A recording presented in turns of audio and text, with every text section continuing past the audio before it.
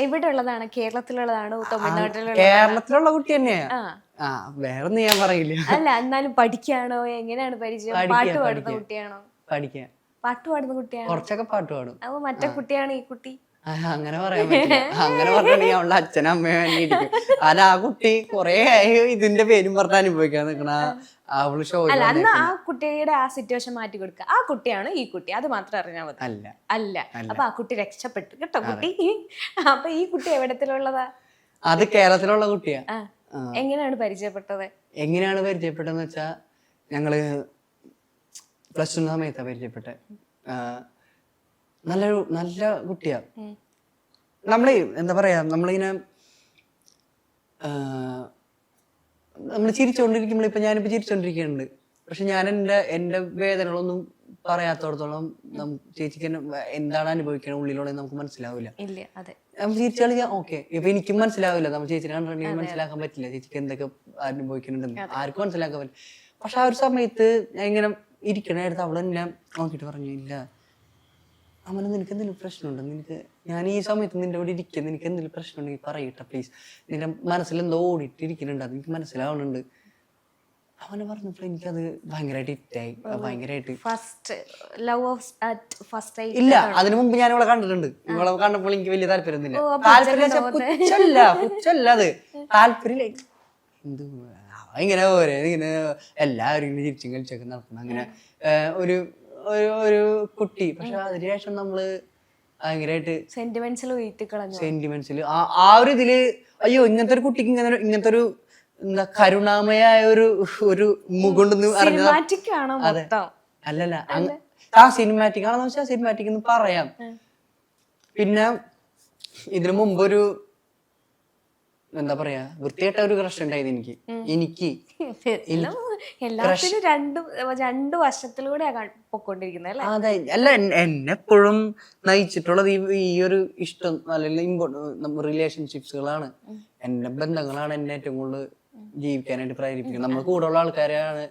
എനിക്ക് ശരിക്കും പറഞ്ഞാൽ എന്നോട് എല്ലാരും ചോദിക്കും, നീ നിനക്ക് വേണ്ടി ജീവിച്ചിട്ടുണ്ടോന്ന്. 18 വയസ്സായിട്ടുള്ള പറഞ്ഞുതരും. അങ്ങനെ അല്ല, വലിയ ആളായതല്ല, 18 വയസ്സിൽ എനിക്ക് അല്ല 18 വയസ്സായാലും കുട്ടികൾക്ക് ഇപ്പൊ എന്തെങ്കിലും ഉണ്ടാവില്ല. ഇപ്പൊ നമുക്ക് വേണ്ടി നമ്മൾ എന്തെങ്കിലും കാര്യങ്ങൾ ചെയ്യില്ല. എനിക്ക് ചെറുപ്പം മുതലേ എനിക്ക് എന്തെങ്കിലും പറയുമ്പോൾ എനിക്ക് എന്താ പറയാ, അച്ഛനമ്മ, പിന്നെ അത് കഴിയുമ്പോ കൂട്ടുകാര്, എനിക്ക് അങ്ങനത്തെ ഒരു ഭയങ്കര ഒരു ഇതുള്ള ആളാണ്. എനിക്ക് അവരെ സന്തോഷിപ്പിക്കുക, അവർ സന്തോഷമാണെങ്കിൽ എനിക്ക് സന്തോഷമാകും, അങ്ങനെ. പക്ഷെ അത് എത്രത്തോളം എനിക്ക് അത് ചെയ്ത് ഇതാക്കാൻ പറ്റുന്നുണ്ടോ വെച്ചാൽ എനിക്ക് ചെയ്യാൻ പറ്റിയിട്ടില്ല കുറെ കാര്യങ്ങള്. അതിലിപ്പോഴും വിഷമിച്ചിട്ട് കാര്യമില്ല, അത് കഴിഞ്ഞാലാണ് ഇപ്പൊ നന്നായിട്ട് ചെയ്യാൻ പറ്റുന്നുള്ളതാണ് എന്റെ ഒരു ഇതിൽ. അവൻ നമ്മൾ മാറ്ററിന് വിട്ടുപോയി, അന്ത മാറ്ററിലേക്ക് തിരിച്ചു. പൊണ്ണ്. ഓക്കെ, ഇതാണ് സംഭവം. അതിനുശേഷം എനിക്ക് ഭയങ്കര ഇഷ്ടമായി. ഇതിനു മുമ്പ് നമ്മൾ എക്സ്പ്രസ് ചെയ്യാത്ത സമയത്തൊക്കെ എന്നോട് എന്റെ അടുത്ത് ആൾക്കാർ വിട്ടുപോയിട്ടുള്ളൂ. നമ്മൾ എക്സ്പ്രസ് ചെയ്യാത്തടത്തോളം കാലം തുറന്ന് പിറ്റേ ദിവസം ഞാൻ തുറന്നു പറഞ്ഞു. കണ്ട് പിറ്റേ ദിവസം അല്ല, ഇത് തോന്നി തുടങ്ങി പിറ്റേ ദിവസം പറഞ്ഞു.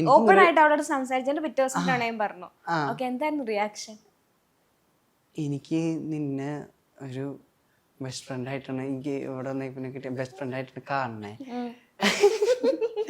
അല്ല, എങ്ങനെ പറയാൻ പറ്റും, പെൺകുട്ടികൾ പ്രത്യേകിച്ച് അങ്ങനെ റെസ്പെക്ട് ദാറ്റ് ഡിസിഷൻ. വെച്ചാല് അങ്ങനെ ഓക്കെടാ നമുക്കൊന്ന് ട്രൈ ചെയ്യാന്ന് പറഞ്ഞിട്ട് പോലും നമുക്കൊരു ഹോപ്പ് തരുന്നില്ല അവള് അവിടെ.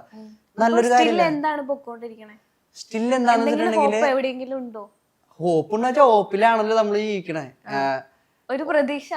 നല്ല കുട്ടിയാ, മനസ്സിലൊക്കെ ആയി. അവളെ ഇംപ്രസ് ചെയ്യാൻ വേണ്ടിട്ട് ഒരു പാട്ട് പാടാൻ പറഞ്ഞു. ഏത് പാട്ടായിരിക്കും പാടുക?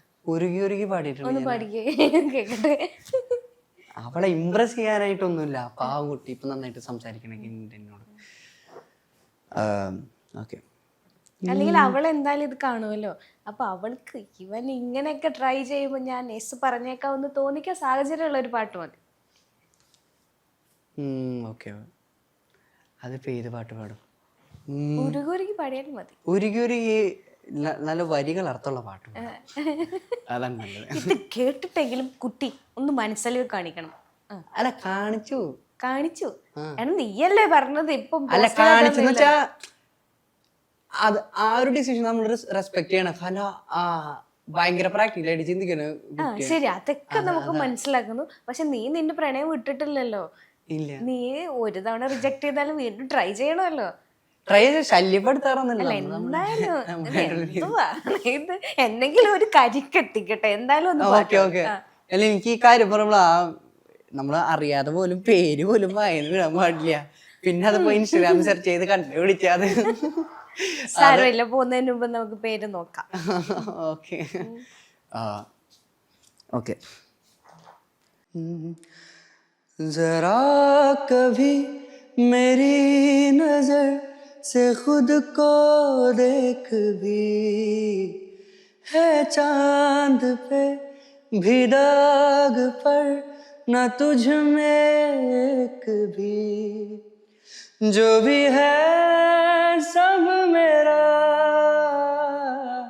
तेरे हवाले कर दिया, जिस्म का हर रुआ